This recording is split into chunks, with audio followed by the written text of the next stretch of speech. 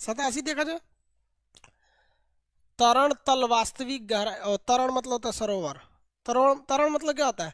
तरुण मतलब होता है ताल, मतलब तालाब। हमें गहराई से कम दिखाई देता है, क्यों?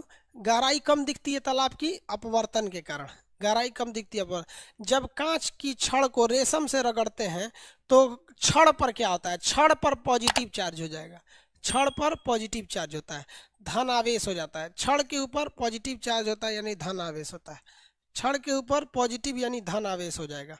Option number B 88।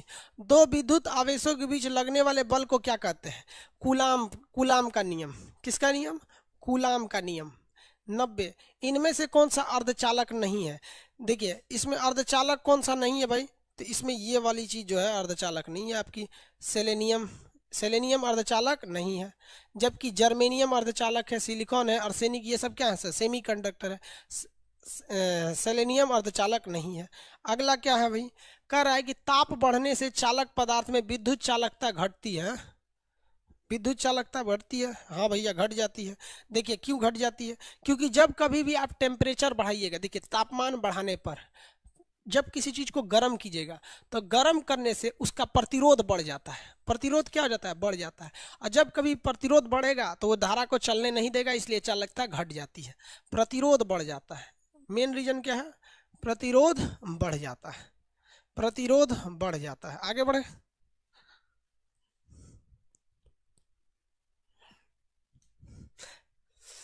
पॉलिटी का प्रिंटेड पीडीएफ दे दीजिए, एकदम आज दे देंगे कंफर्म। अगला क्वेश्चन कह रहा है प्रत्यावर्ती धारा को दिष्ट धारा में कौन बदलता है?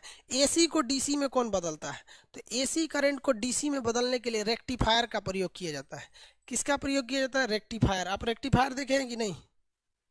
एसी को डीसी में बदल देता है रेक्टिफायर। मोबाइल का चार्जर जो होता है वो क्या होता है? रेक्टिफायर होता है। इसको फोड़ेंगे तो इसके अंदर डायोड लगा होता है। एसी करंट लेता है, इधर डीसी में बदल देता है। एसी को लेके किस में बदल देता है? डीसी में। आगे बढ़ जाए। एसी को लेके डीसी में बदल देता है। चलिए इसमें एक चीज और पूछता है, चार चीज एक साथ पूछता है, इन चारों को याद रखिएगा। एक पूछता है ना कि एसी को डीसी में कौन बदलता है, यानी प्रत्यावर्ती को इसमें, तो ये बदलता है रेक्टिफायर। लेकिन वही पूछ देगा डीसी को एसी में कौन बदल देता है, तो इसके लिए चाहिए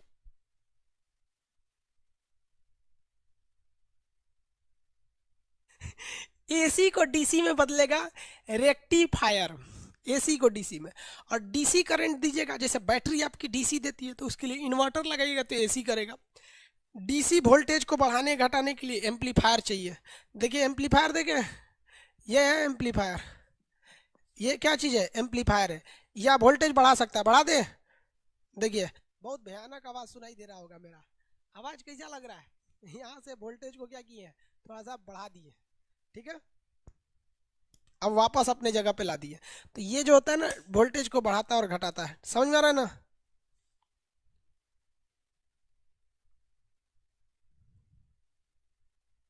कम हो गया? आगे बढ़े।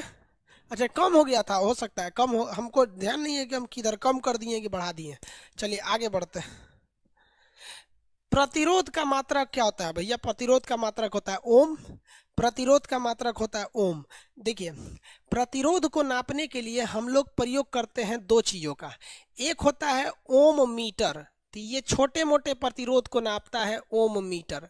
लेकिन बहुत हैवी प्रतिरोध रहेगा तो उसके लिए मेगर का प्रयोग करते हैं। किसका प्रयोग करते हैं? मेगर का। हैवी प्रतिरोध को नापने के लिए मेगर का प्रयोग किया जाता है।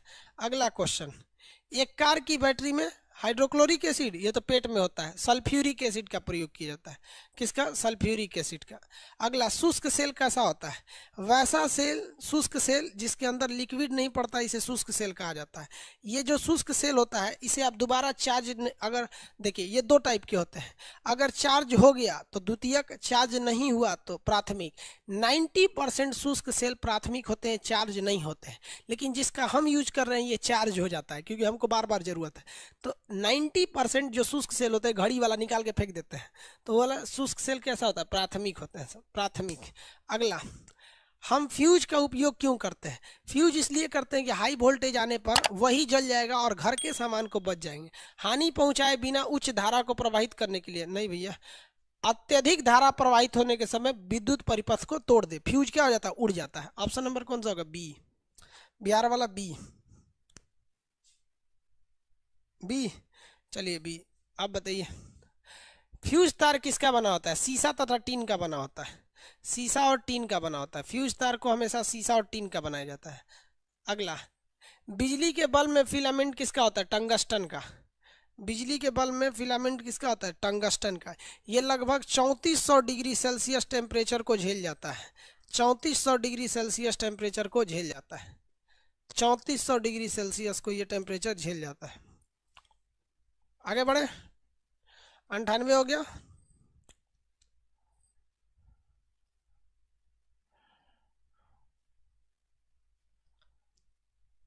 99 देखते हैं।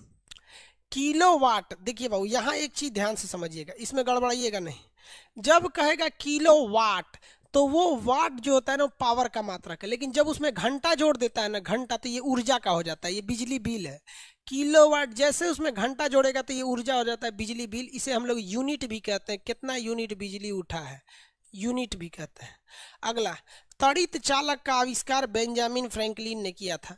तड़ित चालक एक तार होता है तांबे का, जो छत के ऊपर लगा देने से बिजली को अपनी ओर खींच के जमीन में भेज देता है, आपके घर को सुरक्षित बचा लेता है। अगला, अगला क्वेश्चन क्या कर रहा है? कह रहा है कि मानव शरीर में विद्युत प्रतिरोध का परिणाम किस कोटि का होता है? देखिए, हमारा शरीर जो होता है विद्युत का प्रतिरोध बहुत जबरदस्त करता है। अगर हमारा शरीर सूखा है, यानी सूखा शरीर है, तो अलग होता है, ये 1 लाख होता है। सूखा शरीर की क्षमता 1 लाख ओम होती है इसका प्रतिरोध। लेकिन अगर भीगा है तो इसे जरा घट जाता है, भीगा है तो 1000 हो जाता है, भीगा है तो 1000। इसलिए अगर भीगा शरीर है तो 1000 क्षमता से कहेगा कि मत आओ, लेकिन सूखा है तो 1 लाख कहेगा। इसमें कहीं 1 लाख नहीं है, 10 के पावर आप 6 लगा सकते हैं, हालांकि एक्चुअली होता है 10 के पावर 5, एक्चुअली 10 के पावर 5 हो गया। सी, अगला क्वेश्चन, शुष्क सेल में जो ऊर्जा संचरित होती है कौन सी होती है? शुष्क सेल में केमिकल एनर्जी होती है। शुष्क सेल में केमिकल एनर्जी होती है, स्टोर होती है। शुष्क सेल में केमिकल एनर्जी स्टोर रहती है। अगला, बिजली के पंखे की गति बढ़ाने के लिए किसका प्रयोग किया जाता है? Amplifier, switch, regulator, rectifier. Regulator का, रेगुलेटर एक तरह का रिहास्टेट होता है जो वोल्टेज को बढ़ा देता है। अगला, डायनेमो मशीन क्या करती है? डायनेमो क्या करती है? ये डायनेमो मशीन जनरेटर में लगा होता है। ये एसी करंट, ये क्या करती है? बिजली बनाती है। यांत्रिक ऊर्जा को विद्युत ऊर्जा में बनाती है, यांत्रिक ऊर्जा को विद्युत ऊर्जा में बनाती है। लेकिन दो चीजें होती हैं, ध्यान से देखिएगा। एक होता है यांत्रिक, यांत्रिक ऊर्जा को विद्युत में, बट ये विद्युत जो है ना डीसी रहेगा, तब ये होगा डायनेमो, डायनेमो। लेकिन अगर इसी यांत्रिक ऊर्जा को, जो यांत्रिक ऊर्जा जनरेटर में लगा हुआ है, इस यांत्रिक ऊर्जा को वो बिजली में बनाएगा, विद्युत में बनाएगा, लेकिन ये विद्युत को जब वो एसी करंट बना देगा तो इसे कहते हैं अल्टरनेटर। अल्टरनेटर क्या कह देंगे? अल्टरनेटर कह देते हैं। किसी को कोई दिक्कत है? अल्टरनेटर कहते हैं। तो दोनों तो बिजली ही बनाता है। तो इसमें क्या होता है? यांत्रिक ऊर्जा से विद्युत ऊर्जा बनाता है। ट्रांसफार्मर किस पर काम करता है? ये केवल एसी करंट पर काम करता है, केवल प्रत्यावर्ती धारा। डीसी पर जल जाएगा ट्रांसफार्मर, जहां डीसी लगाएंगे जल जाएगा। सिंगल सिग्नल को भी डीसी ही कहते हैं, जल जाएगा। एसी पे काम करता है। अगला, अस्थाई चुंबक, इसमें सबसे ज्यादा लड़कों को कंफ्यूजन होता है भैया। अस्थाई चुंबक, देखिए, जब कभी भी अस्थाई चुंबक की बात करेगा तो वो बना होता है स्टील का, स्टील का। लेकिन जब कहेगा अस्थाई, अस्थाई या फिर विद्युत चुंबक, विद्युत चुंबक, तो वो होता है नर्म लोहा, नरम लोहा। तो इसमें किसका होता है? स्टील यानी इस्पात। इस्पात को ही क्या कहते हैं? फौलाद। इस्पात को क्या कहते हैं? फौलाद। हाँ बाबू, आज जरूर देंगे, रोशन कुमार जी आज जरूर पीडीएफ दे देंगे। रंजन कुमार जी, हाँ आज बायोलॉजी वाला क्लास को भी प्रीवियस अपलोड कर देंगे। अगला, यदि एक चुंबक को दो भागों में काट दिया जाए तो कोई दिक्कत नहीं, दोनों अलग अलग चुंबक बन जाएगा। दोनों भाग पृथक पृथक यानी अलग अलग चुंबक बन जाएगा, क्योंकि चुंबक के नॉर्थ पोल और साउथ पोल को अलग नहीं किया जा सकता। छोटा तोड़ के एक परमाणु भी बना देंगे तो उसमें भी नॉर्थ पोल और साउथ पोल रहेगा। अगला, इनमें से कौन सा अनुचुंबकीय पदार्थ है? अनुचुंबकीय पदार्थ उसे कहते हैं जो चुंबक की ओर थोड़ा सा आकर्षित होते हैं, उन्हें बहुत थोड़ा सा होते हैं। ऑक्सीजन, क्या है? ऑक्सीजन, जिसके लास्ट में म लगा होता है ना, जैसे सोडियम, पोटेशियम, मैग्नीशियम, वो सब क्या होते हैं सर? लास्ट में म लगा रहता है तो क्या होते हैं? अनुचुंबकीय होते हैं। समझ में आ गया कि नहीं? एक होता है प्रतिचुंबकीय, चुंबक को देखते भाग जाता है। सोना, प्लेटिनम, ये सब चुंबक को देखते भाग जाते हैं सर। अब एक होता है लौह चुंबकीय। लौह चुंबकीय किसे कहते हैं? लोहा, कोबाल्ट, निकल, लोहा, कोबाल्ट, निकल, ये सब चुंबक को देखते हचाक से आते हैं सब। तो जो चुंबक को देख के हचाक से आए उसे कहते हैं लौह चुंबकीय। जो धीरे धीरे आए उसे कहते हैं अनुचुंबकीय। जो देख के भाग जाए उसे क्या कहते हैं? प्रतिचुंबकीय। अगला, एक स्वतंत्र रूप से लटका हुआ चुंबक सदैव किधर होता है? उत्तर और दक्षिण दिशा में। उत्तर और दक्षिण दिशा में, नॉर्थ एंड साउथ पोल में होता है, नॉर्थ एंड साउथ पोल में। अगला, विद्युत धारा के चुंबकीय प्रभाव को किसने खोजा था? देखिए, विद्युत जो होता है, इस विद्युत धारा के चुंबकीय प्रभाव को ओरेस्टेड ने खोला था। इन्होंने कहा था कि जहां कहीं भी विद्युत जाता है वहां से क्या पैदा हो जाता है? चुंबक पैदा हो जाता है। जब कभी भी विद्युत जाएगा तो वहां से क्या हो जाता है? चुंबक पैदा हो जाता है। तो फैराडे साहब ने कहा कि अच्छा ठीक है, तब जहां कहीं भी चुंबक को घुमाएंगे तो वो भी विद्युत पैदा कर देगा। तो फैराडे ठीक इसका उल्टा कहे थे। इसमें आंसर सही होगा ओरेस्टेड। इन्होंने कहा था कि विद्युत के, अगर विद्युत जाएगा तो उसके चारों ओर चुंबक बनेगा। तो फैराडे ने सिद्ध कर दिया अगर चुंबक जाएगा तो उसके चारों ओर विद्युत बनेगा। हो गया। ध्रुवों पर नति कोण का वैल्यू कितना होता है? ध्रुव पर 90 डिग्री होता है। ध्रुवों पर नति कोण, चुंबकीय कोण होता है 90 डिग्री। 111 हो गया।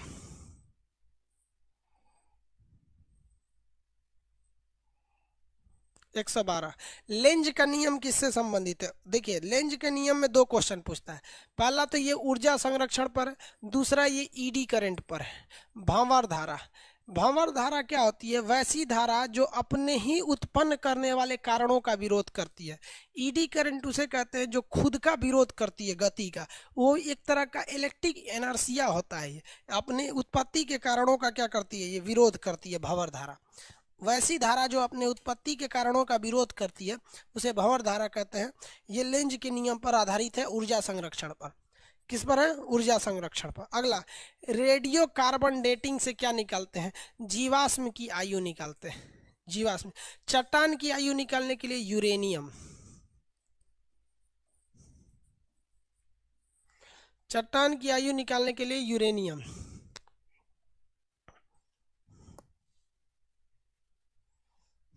चट्टान की आयु निकालने के लिए यूरेनियम। बच्चा की आयु निकालने के लिए उसकी मम्मी से पूछ लीजिए, बाबू कितना साल का है, तार लड़का बता देगी। सिलिकॉन क्या होता है? सेमीकंडक्टर होता है। सिलिकॉन सेमीकंडक्टर होता है। जिसमें सेमीकंडक्टर का प्रयोग किया जाता है उस सारे डिवाइस को हम लोग सॉलिड स्टेट कहते हैं। उन सारे डिवाइस को हम क्या कहते हैं? सॉलिड स्टेट कहते हैं। Solid state. तो जिसमें जिसमें सेमीकंडक्टर का प्रयोग होता है वो सभी के सभी क्या कहलाते हैं? सॉलिड स्टेट कहलाते हैं। विद्युत उत्पन्न करने के लिए कौन सी धातु का प्रयोग किया जाता है? तो विद्युत उत्पन्न के लिए हम लोग यूरेनियम का प्रयोग करते हैं एटॉमिक पावर प्लांट में। दुनिया का सबसे महंगा पदार्थ होता है यूरेनियम। इसे हम लोग पीला केक कहते हैं, येलो केक। इसे क्या कहते हैं? येलो केक कहते हैं। इसे हम लोग क्या कहते हैं? भविष्य का ईंधन कहते हैं। सॉरी, आशा का, भविष्य का ईंधन, हाँ भविष्य का ईंधन। आशा का ईंधन हाइड्रोजन को कहते हैं। आगे बढ़े।